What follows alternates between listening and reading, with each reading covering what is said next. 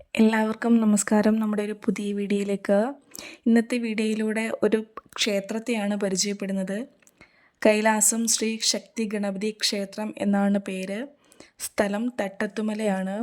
അതായത് കൊട്ടാരക്കരയിൽ നിന്ന് തിരുവനന്തപുരം പോകുന്ന റൂട്ടിൽ MC റോഡ് വഴി പോകുമ്പോൾ ചടയമംഗലം കഴിഞ്ഞ് നിലമേലൊക്കെ കഴിഞ്ഞ് ജഡായിപ്പാറയൊക്കെ നമുക്ക് കാണാൻ സാധിക്കും വഴിയിൽ തന്നെ. അത് കഴിഞ്ഞ് മുന്നോട്ട് പോകുമ്പോൾ നിലമേൽ കഴിഞ്ഞ് കുറച്ചുകൂടെ മുന്നോട്ട് പോകുമ്പോൾ അടുത്ത ജംഗ്ഷനാണ് തട്ടത്തുമല. ആ തട്ടത്തുമല ജംഗ്ഷനിൽ നിന്ന് ഒരു 2-2.5 കിലോമീറ്റർ വലത്തോട്ട് നേരെ കയറുമ്പോൾ നമുക്ക് കൈലാസം ശ്രീ ശക്തി ഗണപതി ക്ഷേത്രത്തിലേക്ക് എത്തിച്ചേരാൻ സാധിക്കും. ഉത്സവമായിട്ട് ബന്ധപ്പെട്ട് ഒരു പ്രോഗ്രാമിന് വേണ്ടിയിട്ടായിരുന്നു ഞാൻ അവിടേക്ക് എത്തിച്ചേർന്നത്. വളരെ ഗംഭീരമായിട്ടുള്ള കാഴ്ചകളായിരുന്നു നമുക്ക് കാണുവാൻ സാധിച്ചത്. വഴിയിൽ നിന്ന് തന്നെ ക്ഷേത്രത്തിലെ ആഘോഷങ്ങൾക്ക് വേണ്ടിയിട്ടുള്ള അലങ്കാരങ്ങളും ഒക്കെ തുടങ്ങിയിട്ടുണ്ടായിരുന്നു. അങ്ങനെ ഞങ്ങൾ നേരെ തട്ടത്തുമലയിലൂടെ നേരെ കൈലാസം ക്ഷേത്രത്തിലേക്ക് മുന്നോട്ട് പോയിക്കൊണ്ടിരിക്കുകയാണ്. ക്ഷേത്ര പരിധി വരുന്നത് കിളിമാനൂർ കൊട്ടാരത്തിൻ്റെ അധീനതയിലാണ് ഇപ്പോഴും ക്ഷേത്രവും ക്ഷേത്ര പരിസരവും ഒക്കെ നിലകൊള്ളുന്നത്.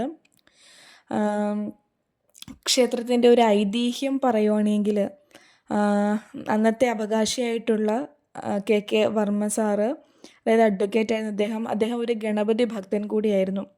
അപ്പോൾ അദ്ദേഹത്തിന് ഒരു സ്വപ്നദർശനം ലഭിക്കുകയുണ്ടായി. തൻ്റെ ഇഷ്ടദേവനായിട്ടുള്ള ഗണപതി ഭഗവാനെ പ്രതിഷ്ഠിക്കുവാനുള്ള ഒരു സ്ഥലം, അതൊരു മലയായിരുന്നു. പക്ഷേ ആ മല എവിടായിരുന്നു എന്ന് അദ്ദേഹത്തിന് തിരിച്ചറിയാൻ സാധിച്ചില്ല.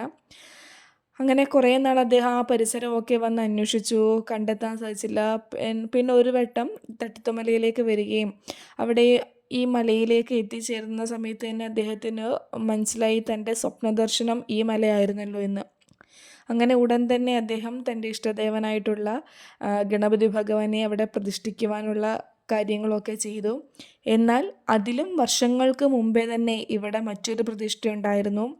കിരാതമൂർത്തി, ആയിരവല്ലി കിരാതമൂർത്തിയെ അവിടെയുള്ള ജനങ്ങൾ പണ്ട് മുതൽക്കേ തന്നെ വർഷങ്ങൾക്ക് 50 വർഷമൊന്നുമല്ല, അതിന് മുന്നേ തന്നെ കിരാതമൂർത്തിയെ പ്രതിഷ്ഠിച്ചിരുന്നു. ഒരു വിളക്ക്, എല്ലാ ദിവസവും വിളക്ക് കത്തിക്കുമായിരുന്നു, ആരാധന നടത്തിയിരുന്നു. അവിടെയാണ്, അതിനോടടുത്ത് തന്നെയാണ് ശക്തി ഗണപതിയെ കൂടി പ്രതിഷ്ഠിച്ചിട്ടുള്ളത്. ഈ ക്ഷേത്രത്തിൽ 2 ദേവന്മാർക്കും വേണ്ടിയിട്ട്, കിരാതമൂർത്തിക്കും ഗണപതി ഭഗവാനും വേണ്ടിയിട്ട് 2 ശ്രീകോവിലുകൾ തന്നെയാണുള്ളത്. വിളിച്ചാൽ വിളിപ്പുറത്തെത്തുന്ന ഭഗവാന്മാരാണ് 2 പേരും എന്ന് അവിടെയുള്ള ഭക്തർ കേൾക്കുവാൻ സാധിച്ചു. ദേവപ്രശ്നത്തിലൂടെയാണ് 2 ദേവന്മാർക്കും 2 ശ്രീകോവിലുകൾ അവിടെ നിർമ്മിച്ചത്. 2 പേർക്കും തുല്യ പ്രാധാന്യം തന്നെയാണ് അവിടെ ഉള്ളത്. ആഗ്രഹ സാഫല്യത്തിന് വേണ്ടിയിട്ടും വിഘ്നങ്ങൾ ഇല്ലാതാക്കാൻ വേണ്ടിയിട്ടും ഒക്കെ തന്നെ നിരവധി ഭക്തജനങ്ങളാണ് നമ്മുടെ ശക്തി ഗണപതി ക്ഷേത്രത്തിലേക്ക് എത്തിച്ചേരുന്നത്. ക്ഷേത്രം ഏറ്റവും ഉയർന്ന മലയുടെ മുകളിലാണ്. അതുകൊണ്ട് തന്നെ ആ മലയുടെ മുകളിൽ നിന്ന് നോക്കുമ്പോൾ സമീപ പ്രദേശമെല്ലാം വളരെ വ്യക്തമായിട്ട് നമുക്ക് കാണാൻ സാധിക്കും.